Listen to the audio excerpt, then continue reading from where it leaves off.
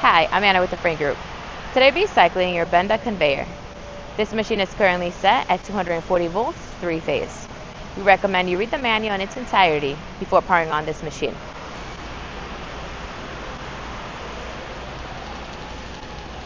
We will now be demonstrating variable speed.